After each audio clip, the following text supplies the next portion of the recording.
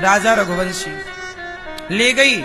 और वो देखो, अब उस पति की क्या गलती थी बेचारे की।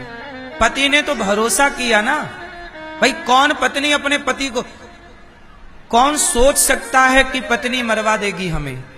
यदि ये विश्वास समाप्त हो जाए तो पूरी प्रकृति हिल जाएगी। यदि ये विश्वास समाप्त हो जाए तो ये पृथ्वी में भूचाल आ जाएगा। अरे दूसरा कोई मार के चला जाए तो आश्चर्य नहीं, दुश्मन मारे, आतंकवादी मारे तो आश्चर्य नहीं। वो तो मारने ही आए हैं। अभी आतंकवादी आए और जात पूछ के हिंदू हो के नहीं, मार के चले गए। उनसे तो उम्मीद क्या कर सकते थे भाई, वो तो मारने ही आए थे, वो तो आतंकी थे। पर तुम तो अर्धांगिनी थी, साथ जीने मरने की कसम खाई, और आपने शादी के महीने भर के भीतर अपने पति को आपने मौत के घाट उतार दिया, केवल इसलिए कि आपको कोई दूसरा लड़का पसंद है। तो जब पसंद ही था तो विवाह उसी से करती, फिर इसे बीच में बर्बाद करने की क्या जरूरत थी। उसकी तो जिंदगी खत्म, बेचारे को मार ही दिया। उसके माँ बाप के साथ क्या गुजर रही होगी, उस आदमी की क्या गलती थी। क्या विश्वास करना इतना बुरा है? फिर कौन किस पर भरोसा करेगा। मेरी मां, एक बात बताऊं, ये जो हाल आज देखने को मिल रहे हैं ना, इससे आप ये समझो कि इंसानियत खतरे में जा रही है। आप कितना भी विकास कर लो, लेकिन मानसिकता का तो विनाश ही हो रहा है। हाँ या ना? ये मानव जाति का सबसे बड़ा ह्रास है, पतन है। इससे बड़ा पतन इंसान का और क्या हो सकता है। जिस देश की नारियां अनसुईया होती हैं, जिस देश की नारियां सावित्री बनकर यमराज के मुंह से अपना पति वापस ले आती हैं, उस देश की नारियां अपने पति को मरवा डालती हैं। ये सुनने में कितना अजीब है, कितना भयंकर है। इसलिए मेरी मां, आजकल का युग है कि शादी ब्याह करने के पहले अपनी बेटियों को, अपने बेटों को बहुत अच्छे से समझ लो, जान लो, परख लो। लड़की की मां, उस मां को भी नहीं पता था कि मेरी बेटी ऐसी है। कोई थोड़ी जानता है कि कोई कैसा है, व्यक्ति तो भरोसा करता है। इसलिए आप लोग अपने बच्चों को संस्कार दीजिए। यदि आज कोई रक्षा कर सकता है आपकी, आपके बच्चों की और इस देश की, तो रक्षा कौन कर सकता है।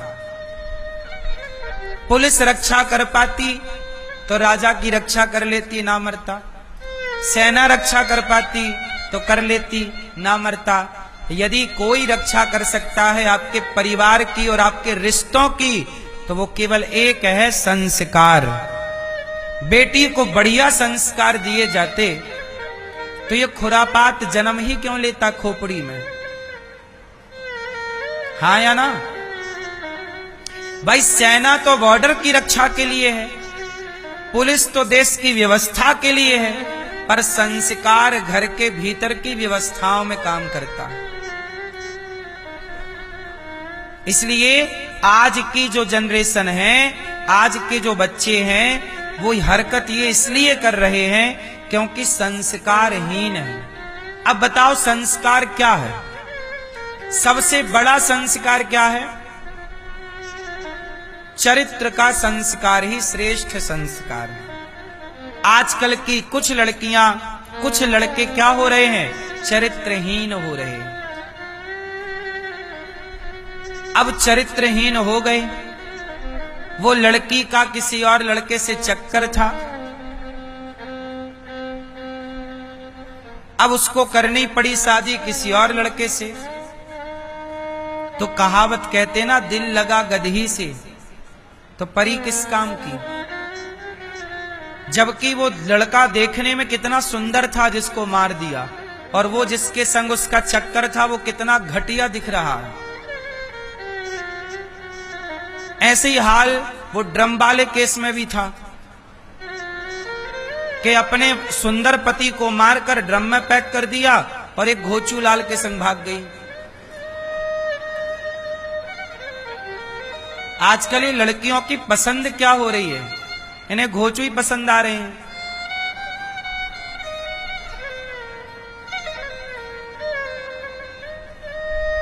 हाँ या ना?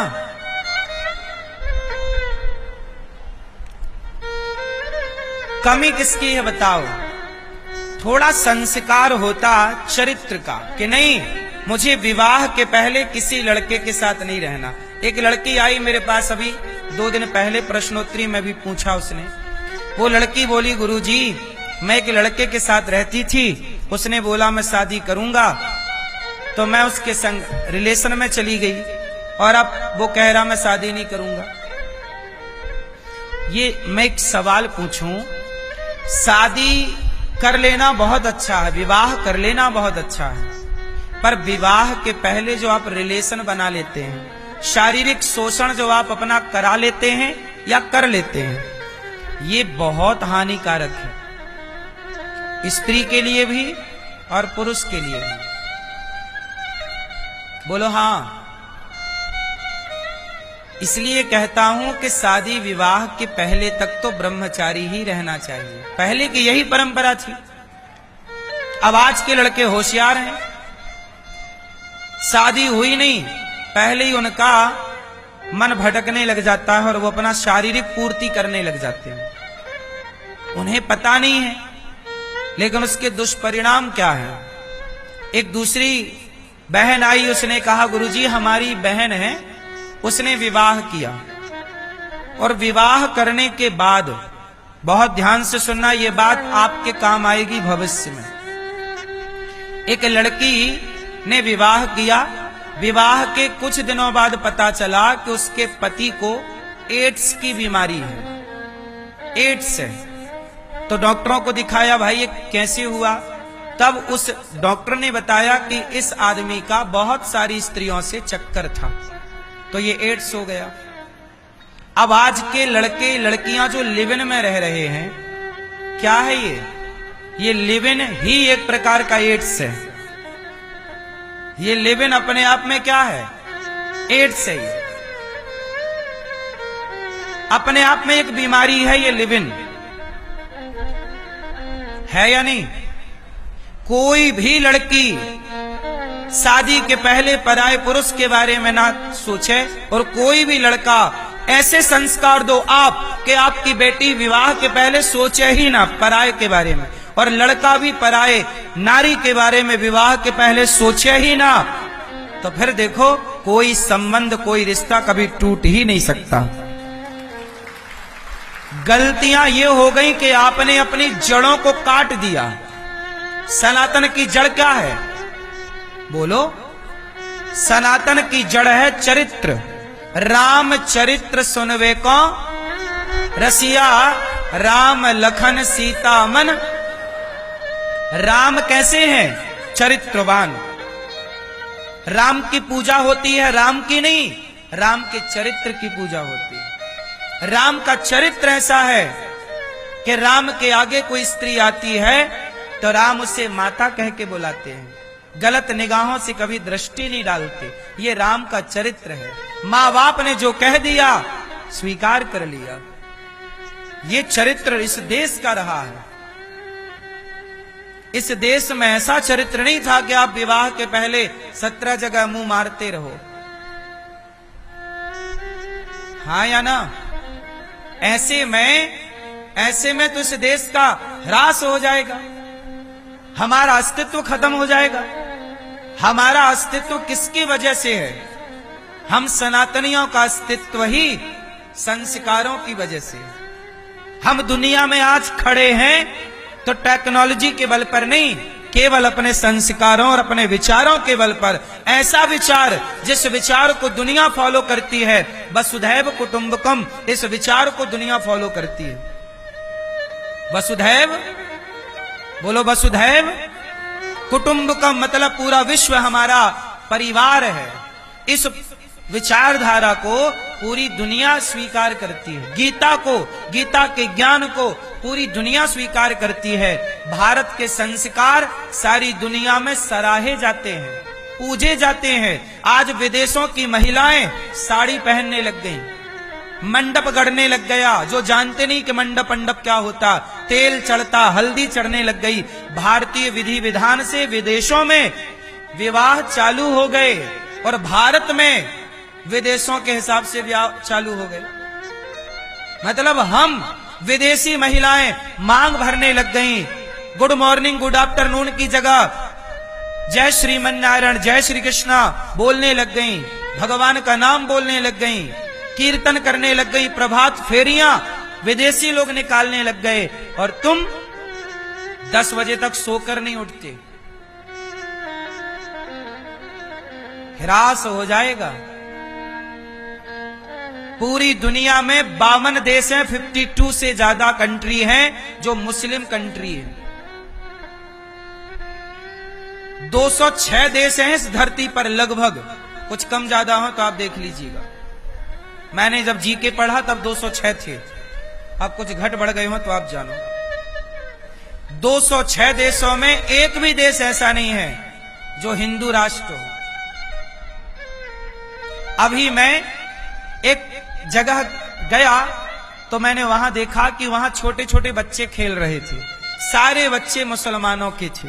कोई बच्चा 8 साल का था, कोई 10 साल का था, कोई 12 साल का, कोई 15। छोटे छोटे बच्चे कॉलोनी के, वहां मुस्लिम बाहुल्य क्षेत्र था तो एक खेत पर सारे बच्चे खेल रहे थे। 5 साल का बच्चा भी वहां था और 8 साल का और 12 साल का। मैंने देखा कि लगभग वहां पर 30-40 बच्चे थे। मैंने दूर से देखा, वो सारे बच्चों के सिर पर टोपी थी, जबकि बच्चे कोई 5 साल का था, कोई 10 साल का, कोई 15 साल का। सारे बच्चों के सिर पर टोपी थी। बोलो हाँ, खेल रहे थे, जबकि वो क्रिकेट खेल रहे थे, खेल रहे बच्चे हैं, खेल रहे थे। सबके माथे पर टोपी थी। पर तुम बताओ कि तुम्हारे बच्चे के माथे पर तिलक है, गले में तुलसी की माला है, तुम्हारे बच्चे के मुंह पे भगवान का नाम है, गीता का श्लोक है, कैसे तुम्हारा विकास होगा? तुम्हारी संस्कृति का विकास कैसे होगा? माथे पर तिलक लगाओ। हिंदू हो तो हिंदू की तरह रहो। मुसलमान का बच्चा तो नमाज पढ़ता है, तुम्हारा बच्चा गीता कब पढ़ता है? तो मुसलमानों के कंट्री हैं 52, आज 52 कंट्री है। मुझे विश्वास है कि उनकी 70 कंट्री भी हो सकती हैं, उनकी 100 कंट्री भी हो सकती है, क्योंकि वो अपने धर्म के लिए बड़े कट्टर हैं। वो अपने धर्म को प्यार करते हैं, अपनी मजहब को बड़ा प्यार करते हैं। लेकिन तुम कहां प्यार करते हो?